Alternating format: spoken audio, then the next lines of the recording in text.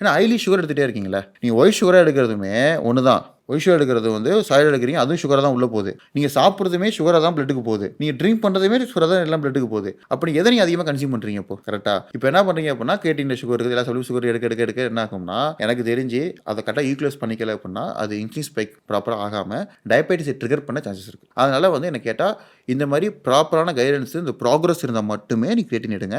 என்னோட அட்வைஸுக்குள்ள சொல்கிறேன். ஏன்னா நான் என்னைக்கு நேரத்தை கிரியேட்டின் பார்க்கல. 12 இயர்ஸாக நான் பார்த்துட்டு இருக்கேன். எனக்கு முன்னாடி இந்த சீனியர்ஸுமே எனக்கு அட்வைஸ் பண்ணியிருக்காங்க. அவங்களோட எக்ஸ்பீரியன்ஸை எனக்கு ஷேர் பண்ணியிருக்காங்க. அப்போ இதெல்லாம் வச்சு தான் அவங்களுக்கு சொல்ல முடியும். ஸோ இதனால் வந்து கிரியேட்டினோட ப்ராக்ரஸ் தெரிஞ்சிருக்கும். அது அத்லெட்டிக் யூஸ் பண்ணலாம். அது எல்லாமே ப்ராப்பர் கைடன்ஸோட எடுத்தீங்க அப்படின்னா இது சேஃபு. அது லாங் டேர்ம் எடுக்கக்கூடாது. லாங் டேர்ம் மீன் 6 மாதம் இருக்கிறது, ஒரு 3 மந்த் எடுக்கலாம். ஆனால் அதிகமாக தேவையில்லை உடம்புக்கு. அது உடம்புலேயே உற்பத்தி ஆகக்கூடியது.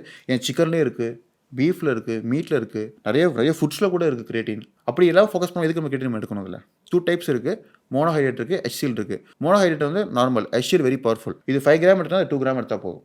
அதனால் டிஃபரன்சஸ் இருக்குது. இதை ப்ராப்பராக எடுத்துக்கிறவங்க சேஃபான பாத்தில் போவாங்க. அவ்வளோதான்.